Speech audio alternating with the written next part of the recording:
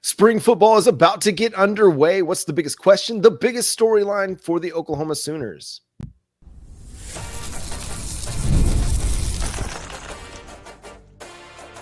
You are Locked On Sooners, your daily podcast on the Oklahoma Sooners. Part of the Locked On Podcast Network, your team every day.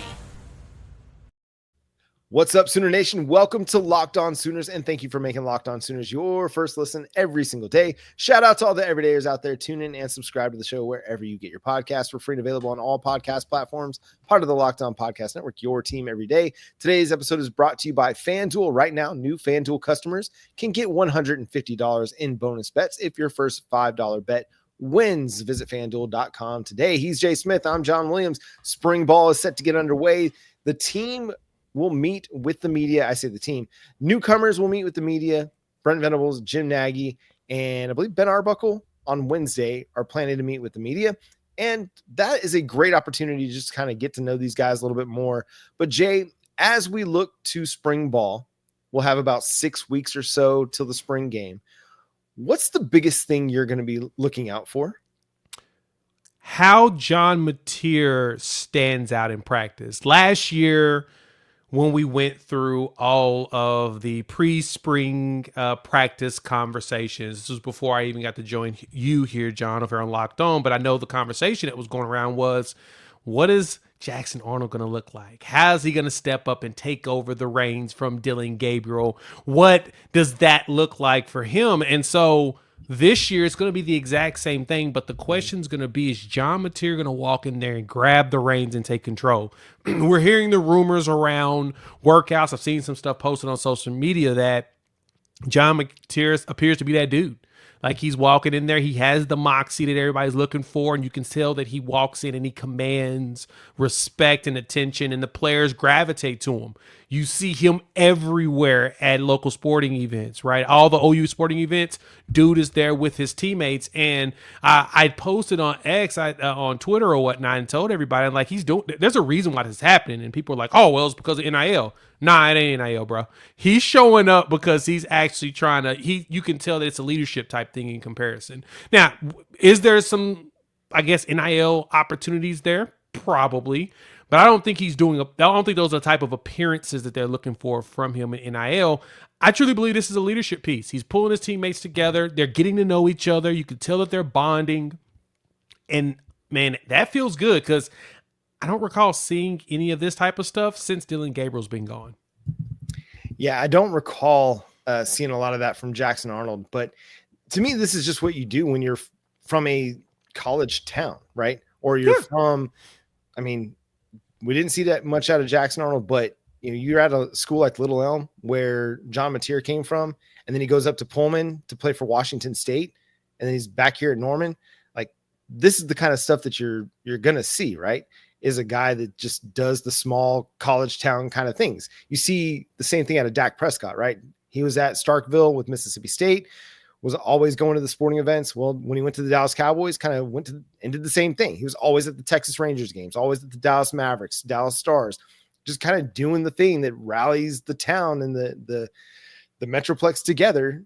I think you were seeing the same thing out of John Mateer, and that's not going to say he's going to be a great player on the field, but you can already tell from a leadership standpoint that he's a leader and people are rallying around him and believing in what he's going to do. Now he just has to go do it on the football field, and he has to create a buzz that is consistent through spring ball, that he's got the ability to go lead this team to a much more successful season in 2025. For me, it's going to be about the offensive line. You know that they're going to be tested every single day in practice against guys like Dominic Williams and Jayden Jackson and Gracen Halton and Mason Thomas and Marvin Jones Jr. and Danny Okoye, who the hype level for Danny Okoye has reached its epicenter. We're like 10-0 on the Richter scale at this point for my hype for Danny Okoye. Every time he releases a hype video, I get more and more hype. So mission accomplished to whoever is editing and creating those hype videos, because the dude looks jacked. He looks quick. He looks fast. He looks physical. He could be that dude that we're looking for opposite of Mason Thomas. But the defensive line is going to put the offensive line through the ringer. all Yes. spring ball. So whatever group of 5 emerges to start for Oklahoma, they're going up against what could potentially be one of the best defensive lines in college football. So they're going to be battle tested all spring. Yeah, I know, and it's tough to say that, for any of us to even think that. Oh, will Oklahoma have that good, of a line with the defensive line be that good? Look, I am in the camp that there's a chance that we could have the best one in the SEC. And I have no problem with saying that right now, just because of the production we got out of R. Mason Thomas. Dominic Williams is a force. Jayden Jackson was a freshman All-American. So it's not far-fetched. 5 sacks. Gracen Halton had 5 that's sacks. The we keep forgetting about, but he had 5 sacks as a defensive tackle. That's a lot. That's a lot. You don't get that many. I mean, go back, not to compare the two, but go look at the numbers that Jalen Carter did there at Georgia. I mean, the biggest difference with him is he was just a freak of nature and a massive space filler. That's how great he was. But he didn't get very many. But that's what he's not there for. He's there to be just overly disruptive. And you're starting to see more disruption from some of these Sooners. So I am in 100% the same boat as you, that I believe this defensive line could be one of, if not the best one in the SEC. I mean, you don't have a Dylan Stewart, but our Mason Thomas ain't that far off. He is very much disruptive. Yes, he's putting up the production. And as you mentioned, Daniel Okoye is one that I want to see him and David Stone go out there and show us why there were a high 4-star as well as a 5-star plus. Show us that, they nasty. So that defensive line, as well as you said, the offensive line, because the offensive line and Bill Beatonbow will not be given any type of grace or mercy from this defensive line. And you need that. You need to prepare them. They understand what they're going to face when they get into this SEC. They've had it for a year. They've gotten a taste. A lot of them got the blood in their mouth from getting punched. They realize, I need to toughen up. And I think Schmidt is getting them to that point. Yeah, I think the other thing here is the leadership on the defensive side of the ball, because when you lose Billy Bowman, Ethan Downs, and Danny Stutsman, you lose 3 significant leaders for that unit. Who's going to step up? We saw how much a difference in the leadership was on the defense and the offense last year. You kind of really didn't have much leadership. When Dillon Gabriel went off to Oregon and you had some dudes go off to the NFL, you were lacking on that front. And now you had more significant turnover when all the wide receivers left through the portal. You still have Deion Burks. You still have those running backs, Javonte Barnes, Gavin Sawchuk, but you need some leaders to emerge on offense. Thankfully, you've got John Mateer. Now, who emerges on defense to step up into a leadership role? Now we know that Danny Stutsman's got great belief in guys like Kobe McKenzie and Kip Lewis, who are some of the longest tenured Sooners now, but you need guys. You're going to need those guys to be not necessarily Danny Stutsman, but be the voice in everybody's ear trying to push this team all off season long. Yeah. You're going to need to be pushed enough to make you just to remind you how tough the SEC is going to be. I get the grind and the statements we hear about that a lot. Totally understand that, while at the same time, we were able to show that when we had some competency on one side of the ball, we can compete in the SEC. So I don't have that big of a concern long term. Even week in and week out battles, we've shown that we could. I mean, we probably got 3 more wins out of us if the offense was able to just do their part when the defense did all the work. And I think you'll get that out of John Mateer. And that's where John Mateer comes in and is important. Everybody's now starting to jump on the train, John. We're hearing on just about all the articles about transfer portal quarterbacks and all of this and that. We'll probably talk about some more of that tomorrow. Everybody's saying, I think one of my favorite pickups out of the portal was John Mateer, and everybody's pointing out the exact same things that we point out. He put up production at Washington State, and he followed his offensive coordinator, who also had another quarterback that put up similar numbers, not as much running, but a lot around the same passing. He did at the ACC. He's about to be drafted top 5 in the NFL. Obviously, we're working with some good stuff here. So I anticipate that John Mateer is going to probably prove a lot of people right. Yeah, Oklahoma's kind of that sleeping dragon. Let them keep sleeping. It's fine. Oklahoma's going to go prove it on the football field. One of the things that needs to be proven on the football field is injuries being faked or not faked. How are they going to actually do that? Well, the NCAA has got some thoughts on how to overcome the fake injury, quote unquote, crisis that we're facing in college football. Jay and I have got our thoughts. We'll discuss coming up next here on Locked On Sooners. Attention, Locked On Sooner fans. Ever wish you could directly support your favorite, Sooner athletes and be part of their journey? Now you can with Roy, the NIL app that puts fans in control. Before Roy, NIL deals were often handled behind closed doors, and fans like you didn't have a clear way to directly support the players that you love. Now with Roy, you can make a real impact and feel closer to the athletes representing Oklahoma. With Roy, you get to choose the player you want to support, decide how much you want to contribute, get exclusive content straight from the athlete you back. Best part, if your player transfers, you get your money back, so it's a risk-free way to show your support and make your voice heard. So support your favorite players directly and help shape the future of Oklahoma sports. Download the Roy app now from the App Store and start backing Oklahoma athletes the way they deserve, with transparency, trust, and real impact. This is the future of college sports. Join it now by downloading Roy and supporting your favorite players.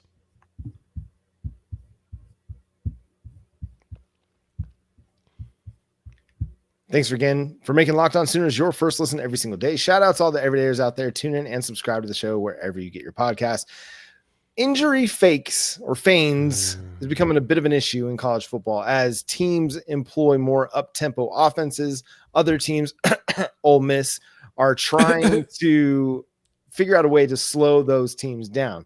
Well, the NCAA has had some thoughts, and the AFCA, the association, I don't know, it's a coaching association, we'll just say it that way, is trying to figure out the best way forward on that front. One suggestion that we've seen thrown out there is that potentially teams could be penalized a timeout if a player is believed to be faking an injury. I don't know. Don't love because the question is, John, how do you prove that they're faking it? Right now, granted, a lot of the fake injuries that we've seen from these players is dang blatantly obvious.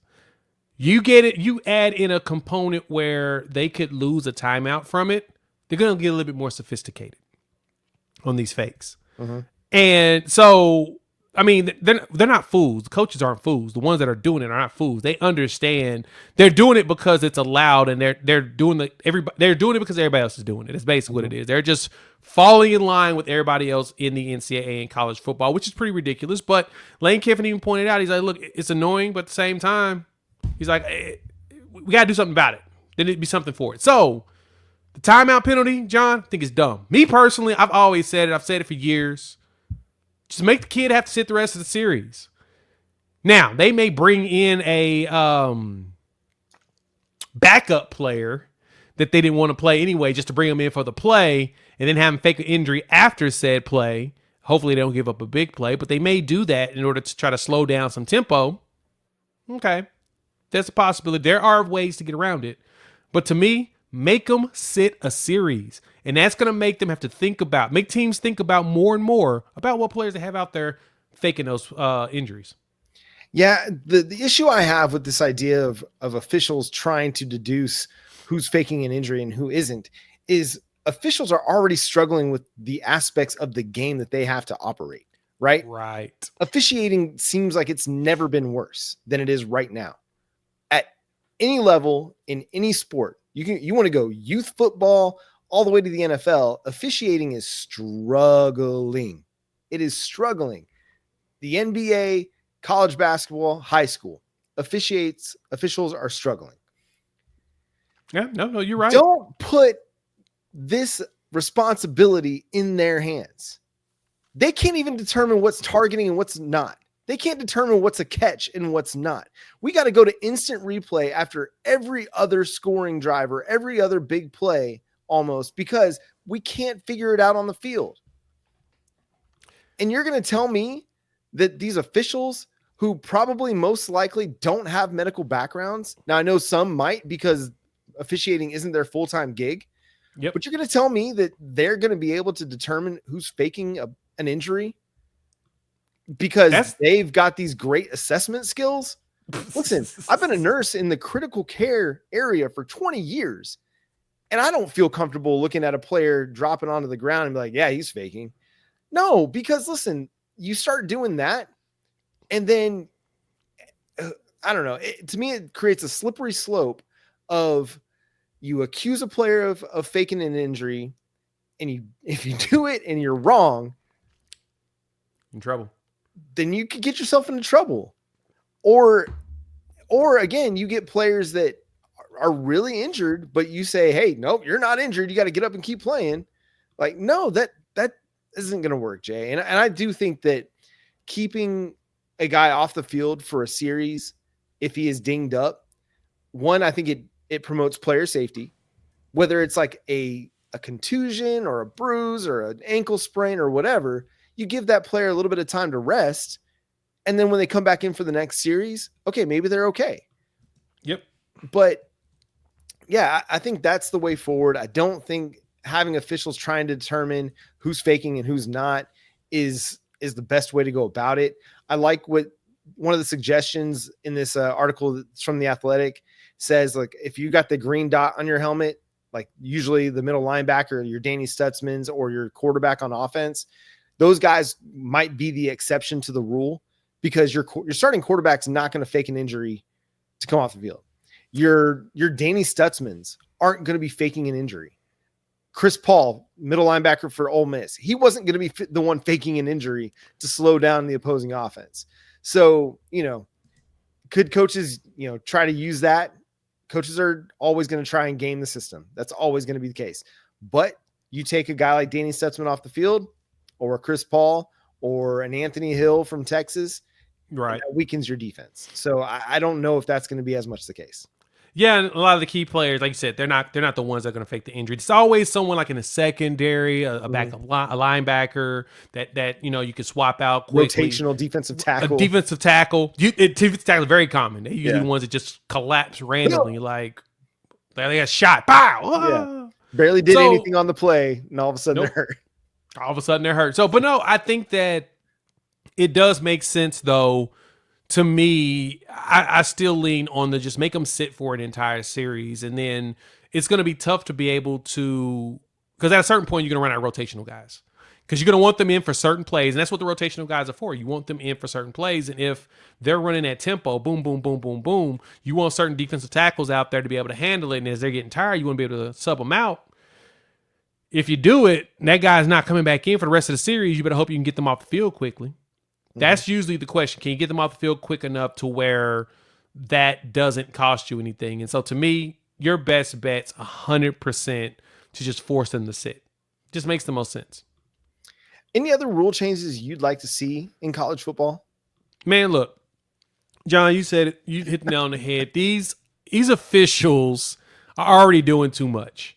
And we're taking away a lot of the human aspects of sports in general, because we've got so much technology and now we're trying to make sure we get the perfect call, when all actually is not. The human element of the game is a part of the game. It's just, mistakes are going to be made. It's just, it's moving at certain speeds. But if there's one that targeting needs to be figured out, is it the hit going down? Is it the location of the hit? Like, it always changes. Whenever, no, is it face mask to face mask? Is that considered targeting? I've seen that before. We need to figure out how targeting actually is, and say if the crown of the helmet hits them, regardless of where it hits them, that's targeting. Just call it that and just simplify it, instead of trying to figure out, well, he did kind of, but he dropped it like a little late. No, did the crown hit? Target. Call the penalty. And then you can determine if they're ejected or not.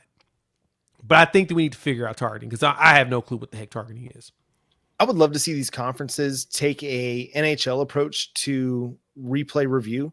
So the NHL, they've got an office up in Toronto that reviews, all of these major important situations. Like if there's a goal that they have a question about, that goes to Toronto.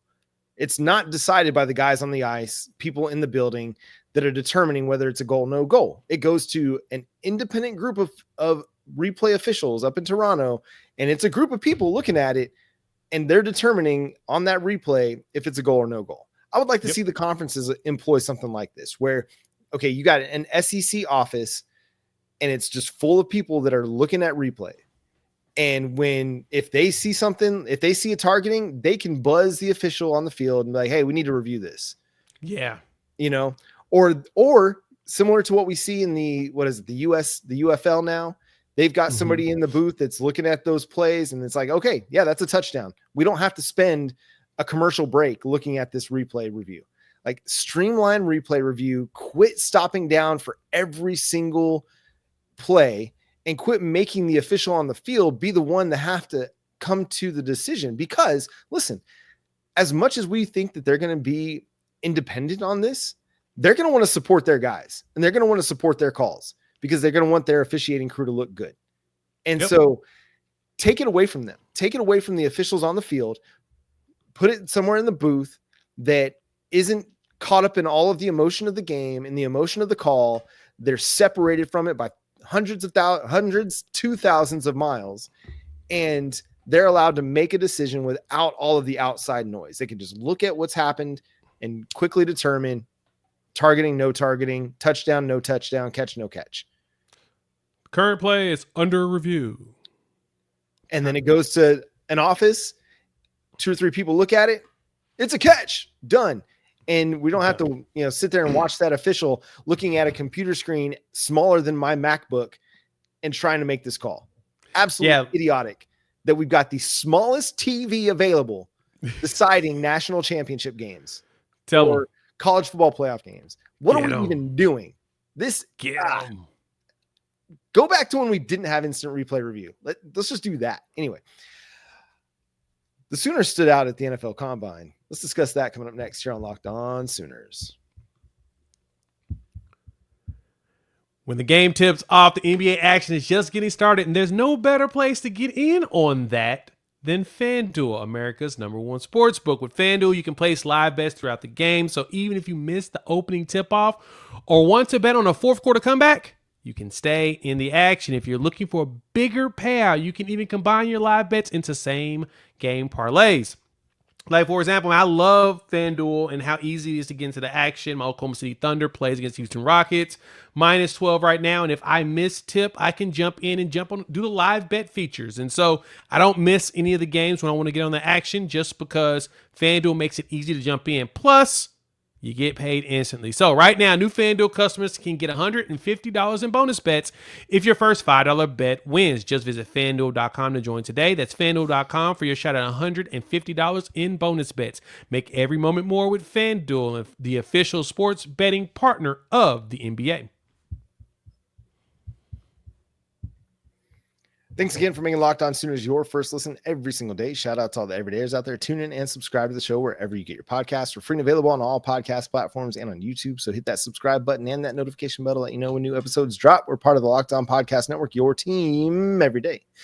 The Oklahoma Sooners really stood out at the NFL Scouting Combine. Yes, they only had 3 players there, but each of those 3 players, Danny Stutsman, Ethan Downs, and Billy Bowman, really helped themselves up there in Indianapolis.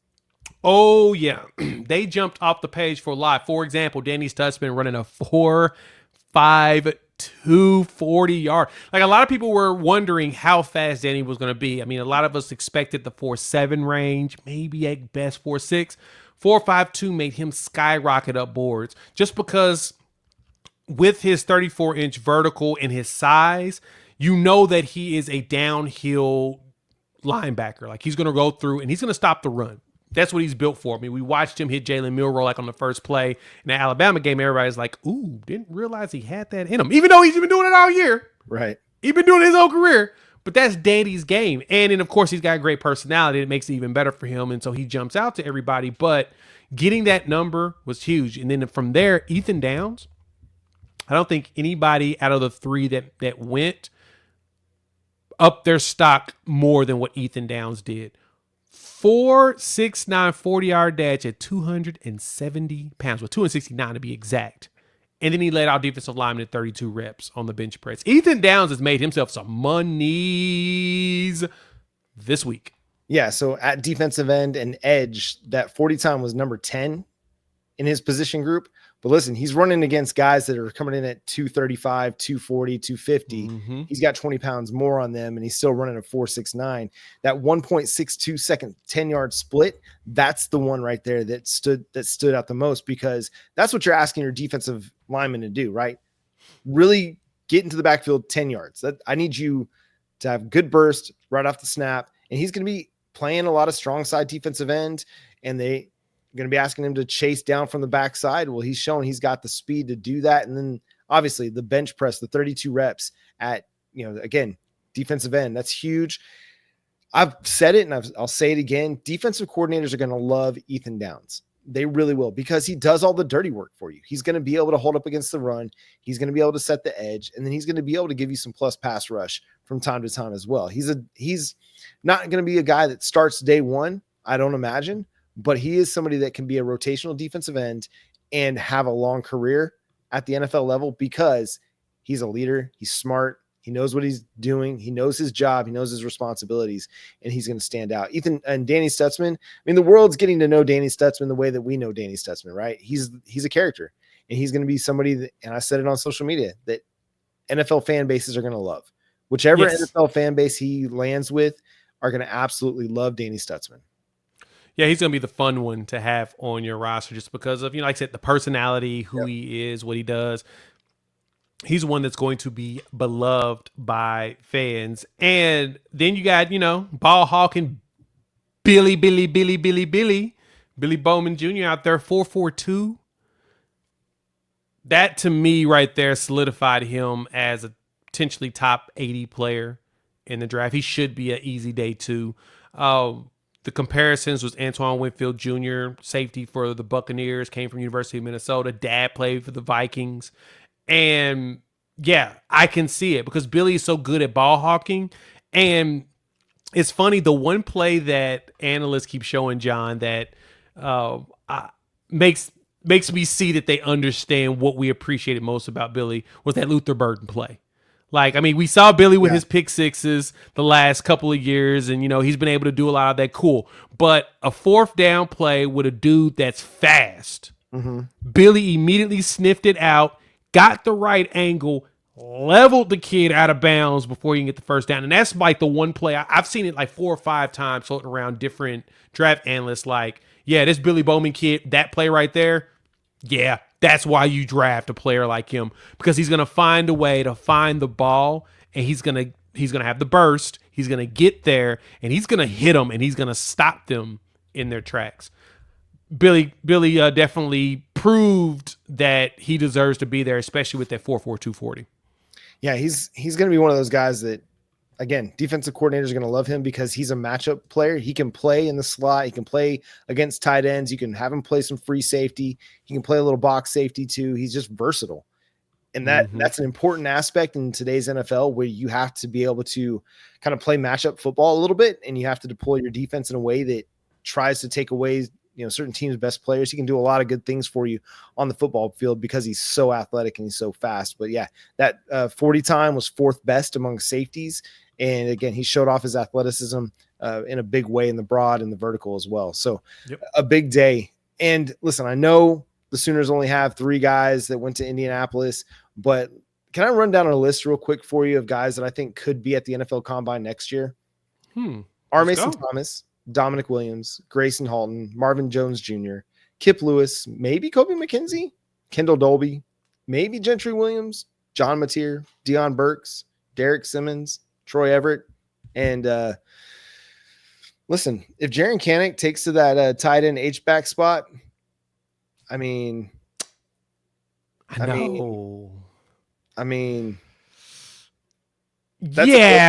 a bold prediction, kind of a player. That's why I put a question mark next to his name. But I mean, you could have a bunch of dudes at the Combine next year because this is a roster that's continuing to develop. No, I totally agree. We've got a lot of players that, I mean, heck, even the pro day that we'll have it's going to be, I think that there's going to be a player or two that's going to shine to where NFL scouts going to be like, yeah, I actually may, need to draft him. I think Michael Tarkin could jump up, right? I think Caden Woolard with his size and his strength. And he's got a good year healthy. of production to his name too. He does. Not at Oklahoma, but that you're not going to discount that Miami of Ohio season at all. Nope. It was all about health when he got here, and he's got the build for it. So as long as he, shows, like, I'll put it this way. I think Schmitty, with the way that not only Ethan Downs led defensive ends this year with the bench press, but was it last year Isaiah Cole led all defensive tackles on the bench press? Like, Schmitty has a reputation, but he's building these dudes to make them strong. And I bet if Caden Woodard goes in there and he hits the bench press, 20, 30 times, team's gonna be like, oh, that's another one. Let's look at that one right there. Yeah, I think a guy like Trace Ford could really help himself too at Pro Day, running the L, running the 3-cone, like showing off his athleticism, the way he's able to also drop and play in some coverage. He's going to be a really fascinating one to watch at Pro Day. I think he'll help himself a lot as well because he's got a history of production. Injuries kind of stifled his development, and then he landed as part of a rotational defensive end group at Oklahoma. But there's a lot to like about his game that, again, a defensive coordinator at the NFL level would really enjoy to have. So to me, kind of a comp for him would be like a DeMarcus Lawrence, who played pretty well at Kansas. He was at Boise State. Sorry, I'm thinking Dorrance Armstrong that was at Kansas. A Cowboy that was a 4th-round pick for the Cowboys, just kind of started off as a rotational defensive end, didn't really do a whole lot, but slowly got more and more time and more reps, and then broke out and, has had a really, really nice career. So, but I think it's going to be fun to see how many Oklahoma Sooners could get drafted at. Right now, I'm probably sitting at like 4. I'd say 4.5 is probably the over-under on Oklahoma Sooners that get drafted. I think that's a fair number. I think a guy like Luke Elzinga, like that's a dude that could get drafted. And I know we don't want to sit here and say punters get drafted, but I mean, punters get drafted sometimes. And because they value special teams and especially defensive coaches value the punting game. So it wouldn't surprise me to see him get drafted because he was pretty good for the Sooners this past year. Anybody else? Yeah, that's probably about it. I think that's about it as well. That's about it. So, all right. Well, that's going to do it for today's episode of Locked On Sooners. Thanks so much for tuning in and being a part of the show. Subscribe to the show wherever you get your podcasts. And for your second listen, go check out the Locked On College Basketball podcast with Isaac Shade and Andy Patton. Don't wait for March. Be the most informed college basketball fan now. Find Locked On College Basketball on YouTube or wherever you listen to podcasts. Follow Jay at Unfair Sports. Go check out his channel, Unfair Sports. Follow me at John 9 Williams. You can read my work covering the Sooners at SoonersWire.com. The show is at Locked On Sooners on all your favorite social media platforms. But until next time, he's Jay Smith. I'm John Williams. We'll talk to you next time. Boomer Sooner. Billy.